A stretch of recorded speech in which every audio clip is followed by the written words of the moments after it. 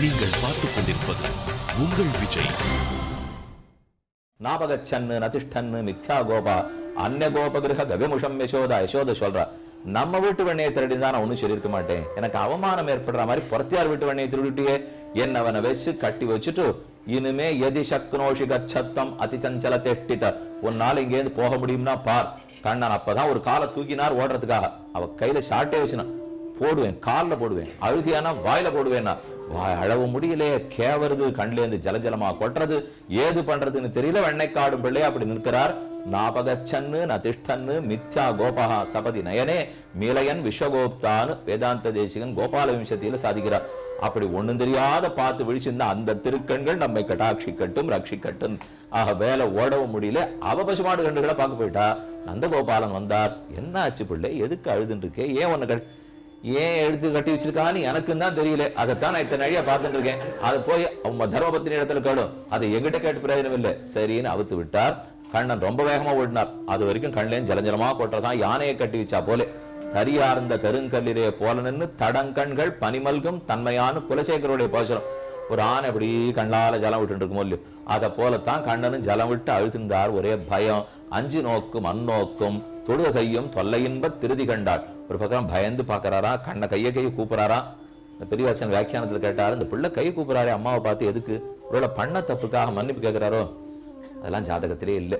அப்படி இல்லை, அவர் செய்யவே மாட்டார். பின் எது கை கூப்புறாருனா, பெண்ணே நான் இந்த 5 லட்சம் கோடி பெண்களையும் 5 லட்சம் பேரையும் போய் தனித்தனியா கட்டாட்சிக்கணும்னா எத்தனை நாளா இருக்குமோ. இப்ப நீ என்ன கட்டி வைக்கிறேன்னு சொன்னேன், மொத்த வீட்டுக்காரிகளும் இங்க ஒரே இடத்துல வந்திருக்கா பாரு.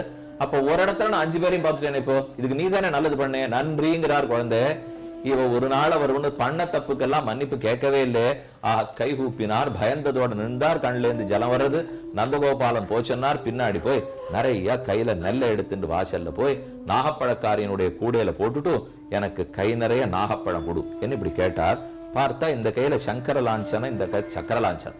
சக்கரம் சங்கம், இந்த 2 லாஞ்சனத்தை பார்த்தவள், எனக்கு கொடுக்க வேண்டியதை நீ கொடுத்தியானா உனக்கு கொடுக்க வேண்டிய நாகப்பழத்தை கொடுக்கிறேன்னா, உனக்கு என்ன வேணுமோ கேள், இன்னொரு 10 படி பால் தரட்டுமா, 2 கண்ணுக்குட்டி ஓட்டி விடட்டுமா, எது வேணுமோ கேள், இது ஒண்ணு வேண்டாம், அடி எனக்கு முக்தி அளித்தால் உனக்கு நாகப்பழம் கொடுப்போம் என்று சொல்ல, நான் முக்தி கொடுப்பேன் உனக்கு எப்படி தெரியும், நீ அந்த அரிசியை போடச்சே கையை பார்த்தேனே, சங்க சக்கர லாஞ்சனம் இருந்தது, ஜனார்தன நீதான்னு தெரிஞ்சுட்டேன், அதனால மோட்சம் கொடுன்னு கேட்க அவளுக்கு அப்போதே மோட்சத்தை கொடுத்து நாகப்பழம் பெற்றார் என்று சரித்திரம். இப்படி ஒன்னொன்னாக காளிங்க தமனம் முடித்தார். அரிஷ்டாசுரன் வந்தான், தேனுகாசுரன் வந்தான், அகாசுரன் வந்தான், பிரலம்பாசுரன் வந்தான், திருநாவர்த்தன் வந்தான், வத்சகபித்தாசுரர்கள் வந்தார்கள். தேனு அத்தனைகளும் சாரணம், பசுமாடு அத்தனையும் ஓட்டினார். கோகுலம், பிருந்தாவனம், நந்த கிராமம், காமியவனம், கோவர்தனம். ஒரு நாள் இந்திரனுடைய பசிக்கோபத்துல மழமொழிய கோவர்தன கிரிதாரியாக நின்றார். இப்படி எத்தனையோ சரித்திரங்கள். கடைசியா கேசிங்கிற அசுரன் வந்தான். அந்த கேசியை முடித்தார். இனிமே அந்த பக்கத்துல இந்த பக்கம் வர்றதுக்கு ஆள் இல்லை. நல்ல கம்சன் அக்ரூரை அனுப்பினான். கண்ணனை மதுரை கழைத்து கொண்டு வாரும். வளவெழுந்தவளமாட மதுரமான ஹரன் தன்னுள் கவளமால் யான கொன்ன கண்ணனை அரங்கமாலை துளவத் தொண்டாய தொல்சீர் தொண்டரடி பொடிச்சொல் இளைய பொன் கவிதை ஏலும் எம்பிரார்க்கு இனியவாறே என்று தொண்டரடி பொடியாழ்வார் பாசுரம்.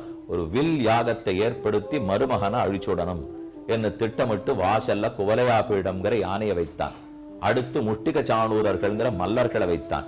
3ஆங்கட்டுல தானே கம்சன் அமர்ந்தான். கண்ணன் வந்தான்.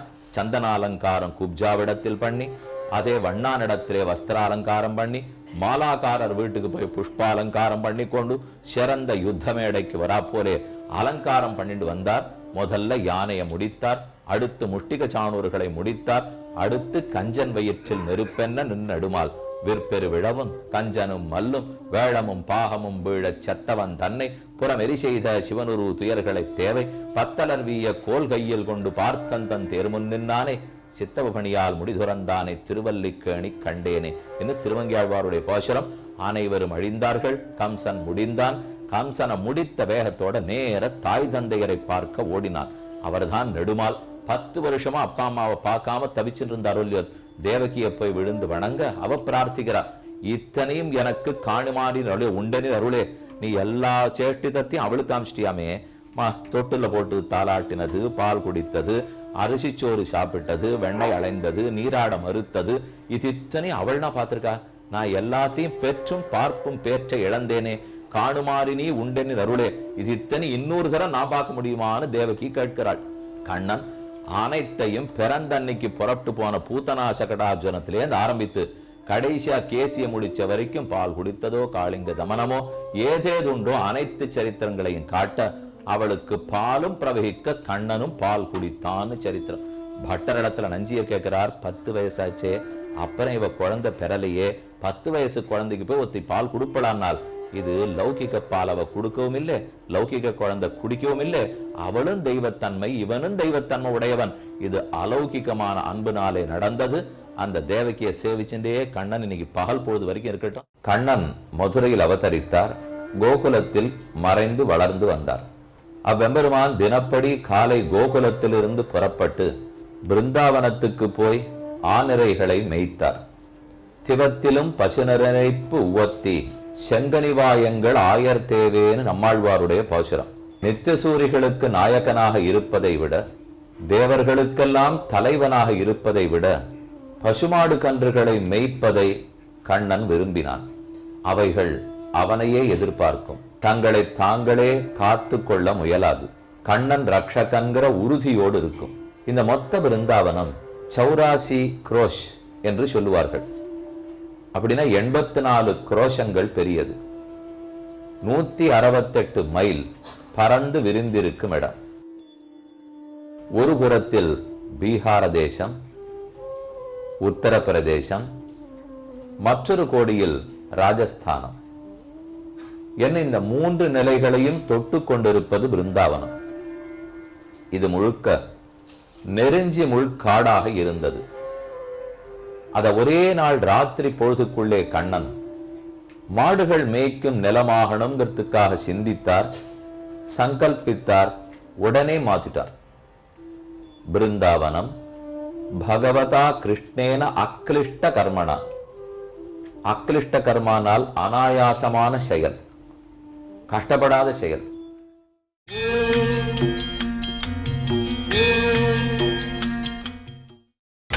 நீங்கள் பார்த்துக் கொண்டிருப்பது உங்கள் விஜய். அக்லிஷ்ட கர்மானால் அனாயாசமான செயல், கஷ்டப்படாத செயல். கண்ணன் எதை செய்தாலும் அனாயாசமாக செய்கிறார். அப்படி என்ன இப்போது செய்தார் என்றால், கவாம் விருத்திம் அபீப்சதா, பசுமாடுகளுக்கெல்லாம் நல்ல மேய்ச்சல் நிலம் வேணுங்கிறதுக்காக சுபேன மனசாத்தியாத்தம் தன்னுடைய திருவுள்ளத்தார் நினைத்தார். தன்னிடையே மொத்த காடும் மேய்ச்சல் நிலமாக மாறிவிட்டது. இந்த ஸ்லோகத்தை பராசரர் எதுக்காக சொல்றார்னுட்டு நம்மாழ்வாரின் திருவாய்மொழி வியாக்கியான அவதாரிகை ஈடு மகாப்பிரவேசம் முதல் ஸ்ரீயப்பதிப்படி அதுல நம்பிள்ளைங்கிற மகாச்சாரியர் சாதிக்கிறார். ஒரு ஜீவனை தனக்காகவும் லோக உஜ்ஜீவனத்துக்காகவும் பகவான் தேர்ந்தெடுத்து அவனை மிக நல்லவனாக மாற்றுகிறார். அப்படி மாத்துறதுக்கு சிரமப்படுறதில்லை, தன் சங்கல்பத்தாலே செய்கிறார், நிருகேதுக கிருபையாலே செய்கிறார். இப்ப இந்த நெருஞ்சி முள்காடு கண்ணனிடத்துல பிரார்த்தித்ததா, என்ன நல்ல நலமாக்கிடுன்னு அது கேட்டுதா? இல்ல நல நலமாக்கினத்துக்கு அதுக்கு நன்றி சொல்றதுக்கு தான் தெரியுமா? தெரியாது. அப்ப பகவானாக நினைத்தார், தன் பிரயோஜனத்துக்காக நல்ல நலமாக மாற்றிவிட்டார்.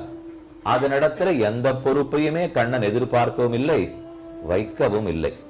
அதை போலத்தான் ஒரு ஜீவனை தேர்ந்தெடுத்து அவனை மிக நல்ல விளைச்சல் நிலமாக மாற்றுகிறான், பக்தியை விளைக்கிறான். கடைசியில் அவனால பல பேருக்கு பிரயோஜனம். இதை நம்மாழ்வார் தான் திருப்தியா சொல்லிக்கிறார். நான் எப்படி இருந்தேன், என்னை எப்படி மாத்திட்டார் பகவான். ஒன்னுத்துக்கும் உபயோகம் இல்லாம அவஸ்துவாக வென்றோ இருந்தேன். இன்னைக்கு என்ன வஸ்துவாக்கி பக்தனாக்கி பரமபக்தனாக்கி இத்தனை பேருக்கு உபதேசிக்கிற அளவுக்கு மாத்திட்டார். நாள் அன்று கண்ணன் எம்பெருமான் எப்படி நெருஞ்சி முள்காட்டை மாத்தினானோ அப்படிதான் காடு போல இருந்த அடியேனை பகவான் மாத்தினான்னு ஆழ்வார் திருப்தியா கூறிக்கொள்ளுகிறார். என்ன நம்பிள்ளை ஈடுங்கிற உரையாசிரியர், அந்த உரை எழுதினவர் அந்த சுவாமி, அவர் ரொம்ப அற்புதமா ஆனந்தமாக சொல்லிக் கொள்ளுகிறார். அதே ஸ்லோகம் தான் இப்ப இங்கே, பிருந்தாவனம் பகவதா கிருஷ்ணேன அக்ரிஷ்ட கர்மணா சுபேன மனசாத்தியாத்தம் கவாம் விருத்திம் அபிப்சதா. மொத்தம் 7 லட்சம் பசுக்கள் நந்தகோபாலனுடைய கொட்டில இருந்துதான். அத்தனை அழைச்சிட்டு கண்ணன் கோகுலத்திலேருந்து பிருந்தாவனத்துக்கு போறார். ஒரு இடத்துல ஒரு நாள் மாடு மேய்ப்பார். காமியவனம்னு ஒரு இடம், அது ராஜஸ்தானத்துல இருக்கு. அதே பிருந்தாவனத்துல பல சின்ன சின்ன இடங்கள். உயர்ந்த கோவர்தனம்னு இன்னைக்கும் போய் சேவிச்சுக்கலாம். பெரிய மலை, அது கொஞ்சம் கொஞ்சமா குறைஞ்சி இன்னைக்கு 80 அடி உயரத்திலே நிற்கக்கூடிய மலை. இந்த அனைத்தடத்தை சேர்த்துத்தான் பராசரர் கூறுகிறார். பூதனாயா விநாசஸ்ச சகடஸ்ய விபர்யய வினா வாதாதி தோஷேன துருமயோ பதனம் ததா. முதலில் கண்ணன் பூதனையை அழித்தார், அடுத்து சகடாசுரனை முடித்தார், அடுத்து 2 பெரிய மருத மரங்கள், யமளார்ஜுனர்கள்னு அவளுக்கு பேர், குபேரனுடைய பிள்ளைகள் மணி கிரீவன் நளகூபரன் என்று 2 பேர். இவா 2 பேரும் தான் மருத மரங்களாக நிற்கிறார்கள். பிரேம்நாத தாம பரிணாம ஜுஷா பபந்த, அவள் தாம்பு கயிற்றாலே கட்டவில்லை, பிரேமங்கிற கயிற்றால கட்டினாள்.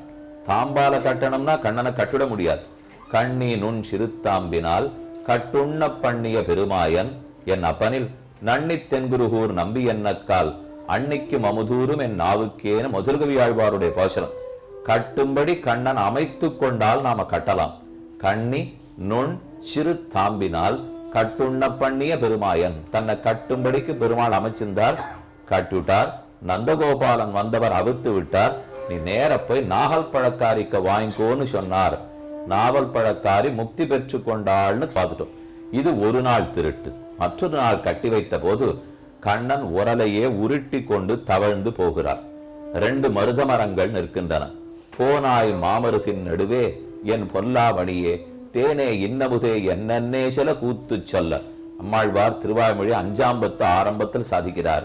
நான் எவ்வளவு தூரம் தெரியுமா உன்னை ஏமாத்திருக்கேன், ஆனாலும் எனக்கு எவ்வளவு நல்லது செஞ்சிருக்கேன். நீ யசோத உண்மையான அன்போட என்னெல்லாம் சொல்லுவடோ அதை நாம வேஷம் போட்டு இருக்கிற அன்போட திரும்பி படிச்சா, ஓ யசோதையே சொல்றா போல் இருக்குன்னு மயங்கி நமக்கும் அருள் புரிஞ்சுடுவோம்.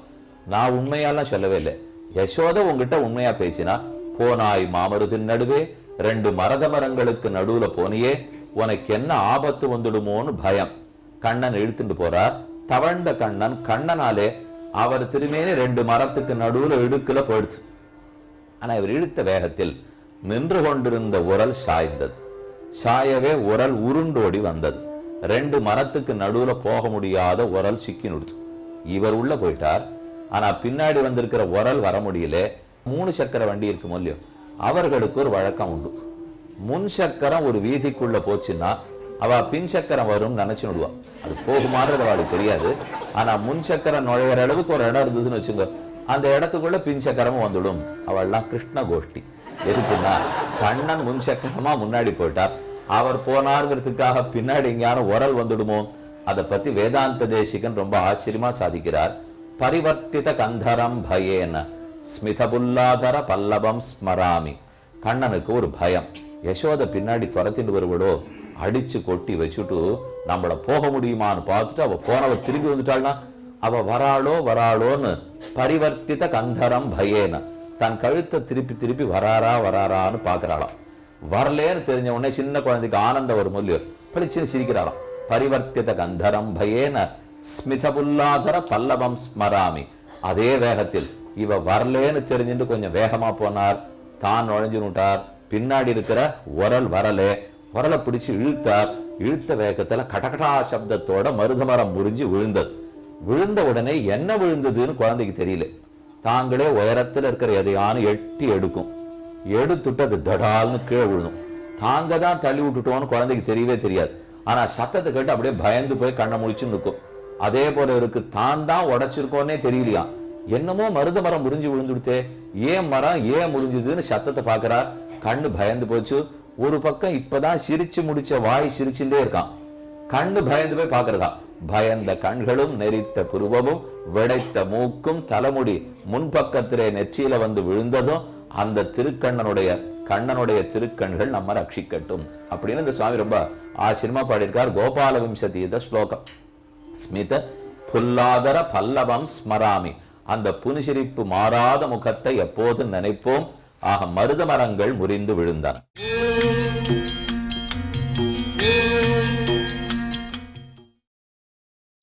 நீங்கள் பார்த்துக் கொண்டிருப்பது உங்கள் விஜய். இனி அடுத்த சரித்திரம். அப்பதான் பசுமாடு கன்றுகளை மேய்த்ததை கூறுகிறார். கன்றுமை தினிதுகந்த காளா என்னும் கடிபொழில் சூழ்கனபுரத்தன் கனியே என்னும் மன்னமர கூத்தாடி மகிழ்ந்தா என்னும் வட திருவேங்கடம் மேய மைந்தாவென்னும். கன்றுகளை மேய்த்தா ரொம்ப ஆனந்தப்படுவாராம், பசுமாடுகளை மேய்த்தா மகிழ்ச்சி, கன்று குட்டிகளா இருந்தா மிக்க மகிழ்ச்சி. ஏன்னா மாடுகளா இருந்தா கூட கொஞ்சம் தங்க பாட்ட தாங்க பார்த்துக்கும், ஆனா கண்ணுக்குட்டியா இருந்தா கண்ணனை விட்டு போகவே போகாது. இப்பவும் மன்னார்குடி ராஜகோபால சுவாமியை சேவிச்சீல்னாலோ, தேரெழுந்தூர் அருவி அப்பனை சேவிக்க போனோம்னாலோ 2 திவ்ய கஷேத்திரத்திலும் பசுமாடு கண்ணுக்குட்டியோடு எழுந்துள்ளிருக்காங்க. என் காமியவனை சேவிக்க போனேன்னு வச்சுங்க, சரண பஹாடி அப்படின்னு அங்க ஒரு இடம் இருக்கு. ராஜஸ்தான் காமியவனத்துல சரண் பஹாடி ஏறி போகணும், மூச்சு வாங்க ஒரு 200-250 படிக்கட்டு ஏறி போகணும்னு உச்சி வெயில் பொழக்கும். அப்ப போனா அந்த மேல ஒரு மலை பிஞ்சு, ஒரு சின்ன மலை இருக்கு. அந்த இடத்துல கண்ணன் நின்றுட்டு இருந்தாராம். நின்று அவருடைய காலை குஞ்சித்த பாதமா மடிச்சு வச்சிருந்தாராம். அந்த காலை நக்கிண்டு ஒரு கண்ணுக்குட்டி இருந்திருக்கு. அந்த கண்ணுக்குட்டி நின்ற நிலை, கால் மடிச்சிருந்த நிலை, அது நக்கின்ற நிலையெல்லாம் அந்த மலையில அப்படியே தெரியுது. அது அப்படியே கால் மடிஞ்சு இருக்கு. அங்கிருந்து தான் நேர குதிச்சு விளையாடுவோம். அது கீழே பெரிய ஏரி இருக்கு.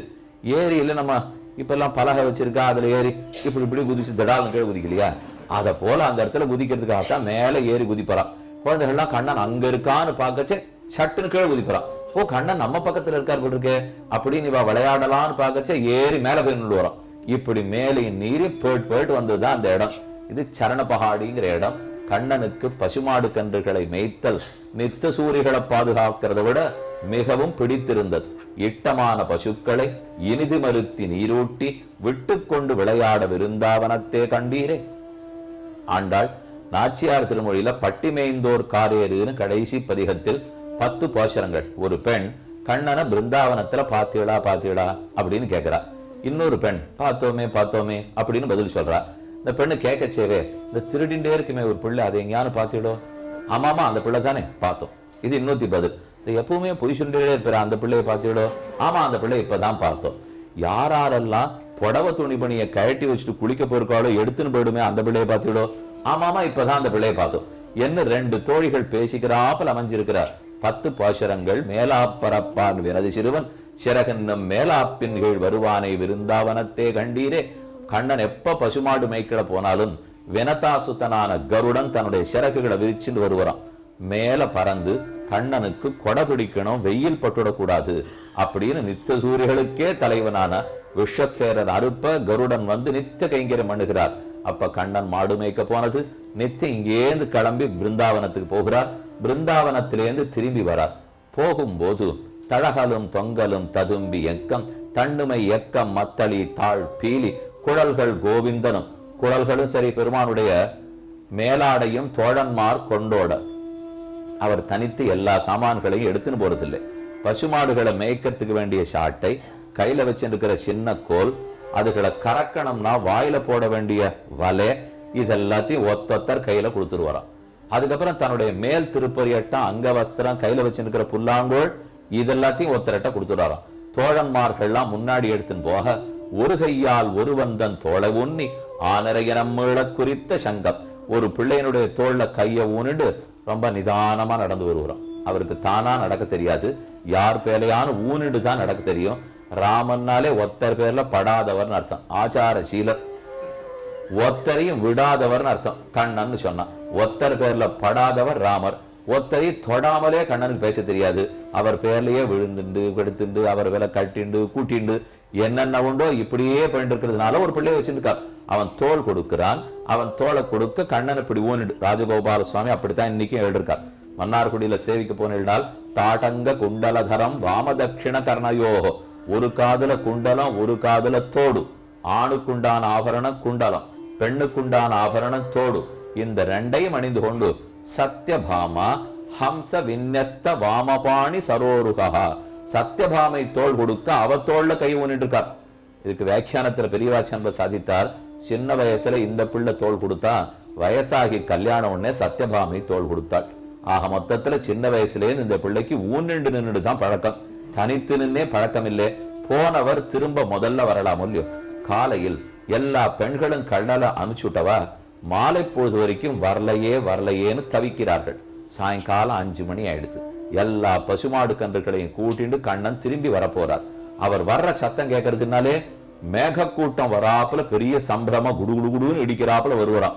வந்தா கண்ணன் வந்துட போறாருன்னா 1000 பிள்ளைகள்ல முதல் பிள்ளை அப்பதான் ஊருக்குள்ள நினைவான். ஓஹோ கண்ணன் வரல போல் இருக்குன்னு திரும்பி போயிடுறான். அதுக்கப்புறம் 2வது பிள்ளை வர இல்ல அதுவும் கண்ணன் இல்லே திரும்பி போயிடுறான். மறுபடியும் சத்தம் கேட்டா இன்னொரு பிள்ளை வரான். இவா எல்லாரையும் முன்னாடி அனுப்பிச்சுட்டு கடைசியா பின்னால் தான் ஒருத்தனுடைய தோள்களை ஊன்றி கொண்டு வருகிறார். இதற்குள்ள அந்த ஊர் பட்ட பாடு, முதல் பிள்ளை வந்ததுலேருந்து கடைசி பிள்ளை கண்ணன் வர்றதுக்குள்ளே எல்லாரும் ஒரு தரம் போட்டு வந்துட்டாலும்.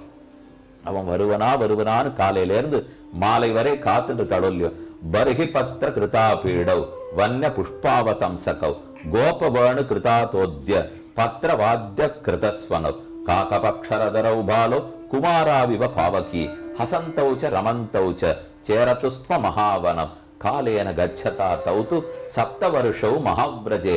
இப்படியே காலம் ஓடித்து காகபக்ஷதரௌ வீரவ். காக்கபக்ஷம்னா சுருக்கமான குடுமி, குழந்தைகளுக்குன்னு பெருசா குடுமி வளரல, ஜில்பா குடுமின்னு சொல்லுவோம் இல்லையோ, அதுதான் காக்கபக்ஷதரவ் வீரவுங்கிறார். அதை போல முன்னாடி கொஞ்சம் இழுத்து கட்டிருப்பலாம், பின்னாடி இப்படி குடுமி இழுத்து விட்டுருப்பலாம். இப்படி ரெண்டையும் கட்டினத்தை திருமங்கியாழ்வார் சாதிக்கிறார். மைவண்ண நறுங்குஞ்சி குழல் பின் தாழ மகரம் சேர்க்குழ இருபாடு இலங்கி ஆட எய்வண்ண வெஞ்சிலையே துணையா இங்கே இருவராய் வந்தார் என் முன்னே நின்றார் கைவண்ணன் தாமர வாய்க்கமலம் போலும் கண்ணினையும் அரவிந்தம் அவ்வண்ணத்தவர் நிலமகண்டும் தோழி அவரனாம் தேவரென்ன அஞ்சினோம் மைவண்ண நரும் குஞ்சி குழல் பின் தாழ. குஞ்சின்னாலும் தலைமயிர் தான், குழல்னாலும் தலைமயிர் தான். எதுக்கு 2 தரம் வரணும் பாட்டிலே? ஒரு பொருளை குறிக்கக்கூடிய 2 சொற்களை அடுத்தடுத்து பிரயோகிக்க கூடாது. ஒரு பொருள் பன்மொழின்னு தமிழ்ல கேள்விப்பட்டிருக்கீங்களா? அது இப்ப இந்த பாட்டுல அந்த சொல்லு இருக்கு பாருங்க. குஞ்சி குழல் பின் தாழன்னா முன்னாடி சீவி தூக்கி முடிச்சிருக்கிறது குஞ்சின்னு பேராம், பின்னாடி இப்படி விட்டுருக்கிறதுக்கு குழல்னு பேராம். எப்ப யாரை பார்த்தாலும் கண்ணன் தலையை அசைப்பாராம். அசைச்சதுனால இந்த குண்டலம் ஆடுமா, அதை அப்படியே பளிச்சுன்னு வீசது பாருங்க. அந்த குண்டலத்துல இருக்கிற வைரக்கற்கள்லாம் நல்லா வெளிச்சம் போடுமா. அந்த வெளிச்சத்துலதான் கண்ணனுடைய இருண்ட முகத்தையே எல்லாரும் சேவிச்சுக்கணுமா.